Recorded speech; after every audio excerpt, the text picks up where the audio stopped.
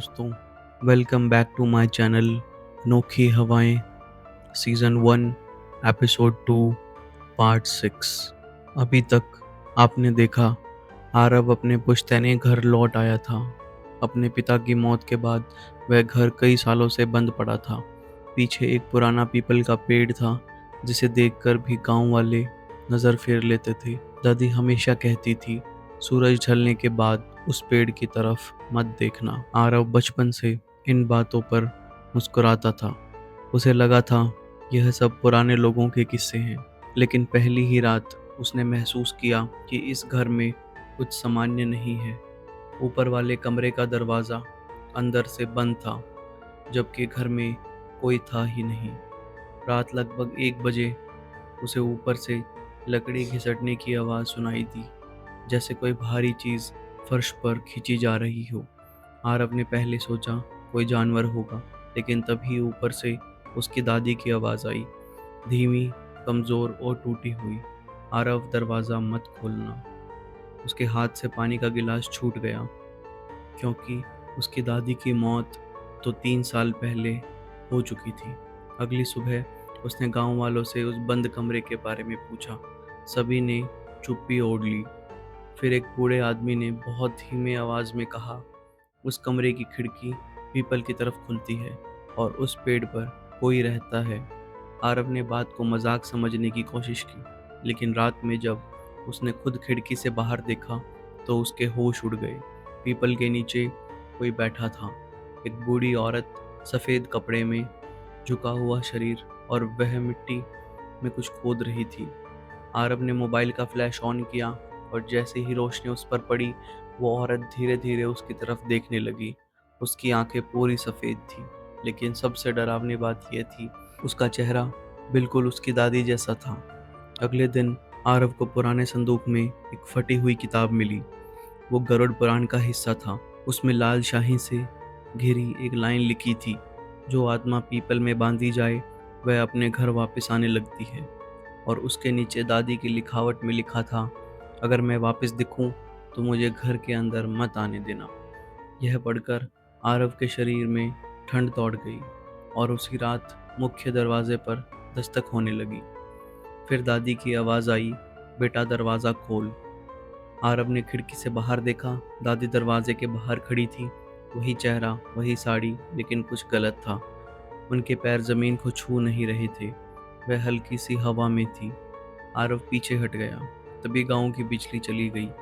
पूरा गांव अंधेरे में डूब गया और उसी अंधेरे में गांव के हर घर से एक साथ दरवाज़ा बंद होने की आवाज़ आने लगी, जैसे हर कोई किसी चीज़ से छिप रहा हो।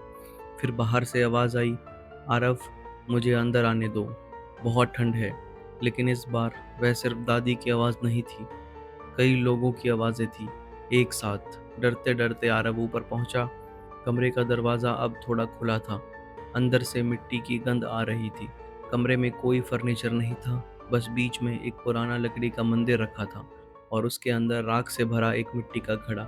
घड़े पर लाल धागा बंधा था। तभी पीछे से फुसफुसाहट आती है, उसे मत छूना। आरव पलटा, कोई नहीं था, लेकिन कमरे की दीवार पर उंगलियों से लिखा था, ये दादी नहीं है। तभी घड़े के अंदर कुछ हिलने लगा। आरव को दादी की पुरानी डायरी मिली। उसमें लिखा था, तेरे दादा ने एक गलती की थी, शमशान से लौटते समय वो पीछे मुड़कर देख बैठे थे। उस रात के बाद कुछ उनके साथ घर आ गया। पहले सिर्फ आवाज़ें आती थी, फिर वह चीज़ दादी की शक्ल में दिखने लगी। गांव के पुजारी ने बताया कि अगर किसी आत्मा को पीपल से बांध दिया जाए तो वह घर के अंदर पूरी तरह नहीं आ सकती। इसलिए दादी ने खुद को मरने से पहले बांधा था। लेकिन अब किसी ने वह धागा खोल दिया था और आरव को अचानक याद आया, कल रात उसी ने गलती से घड़े का धागा छू लिया था। उस रात पहली बार वो चीज़ घर के अंदर आई।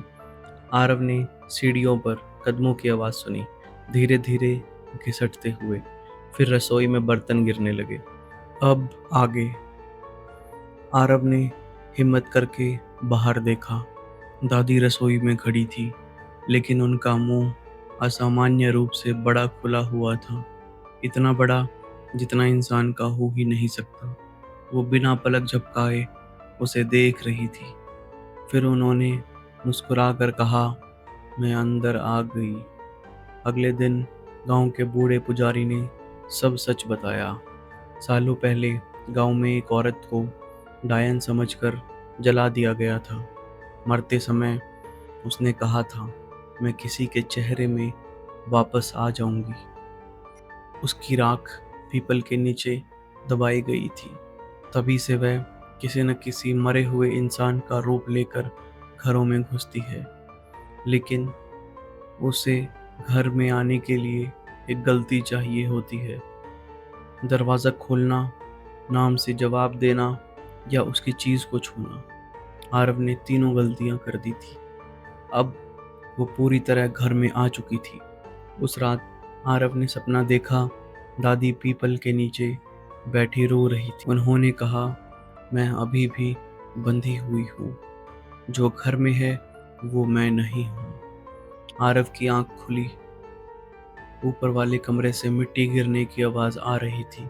वो भागकर वहां पहुंचा। फर्श खुदा हुआ था। नीचे एक छोटा गड्ढा था। उसमें दादी की असली अस्थियां रखी थी और उनके ऊपर कोई बैठा हुआ था। धीरे धीरे वो चीज़ उसकी तरफ मुड़ी। इस बार उसका चेहरा आरव का था। पूरा घर अंधेरे में डूब गया। वो चीज़ अब आरव की आवाज़ में बोल रही थी, घर ने मुझे स्वीकार कर लिया है। पीपल का पेड़ जोर जोर से हिलने लगा। आरव ने दादी की अस्थियां उठाई और बाहर भागा। पीछे से सैकड़ों आवाज़ें उसका नाम पुकार रही थी। वो शमशान पहुंचा और अस्थियां आग में डाल दी। अचानक पूरा गांव शांत हो गया। पीपल स्थिर हो गया। घर की सारी आवाज़ें बंद हो गई। आरव ने राहत की सांस ली। लेकिन तभी उसके मोबाइल पर एक वीडियो नोटिफिकेशन आया, कल रात की सीसीटीवी रिकॉर्डिंग। जबकि कहीं पर भी सीसीटीवी कैमरा लगा ही नहीं था। उसने वीडियो खोला। रात 2 बजे घर का मेन गेट अपने आप खुलता है और बाहर से आरव अंदर आता दिखाई देता है। जबकि असली आरव उस समय ऊपर सो रहा था। वीडियो के आखिर में कैमरे के बिल्कुल पास आकर वो दूसरा आरव मुस्कुराता है और बोलता है, अब मैं बाहर भी जा सकता हूँ। अगर आपको ये कहानी अच्छी लगी हो तो हमारे चैनल को लाइक करिए, शेयर करिए, सब्सक्राइब करिए। थैंक यू फॉर वॉचिंग अनोखी हवाएं सीज़न 1 एपिसोड 2।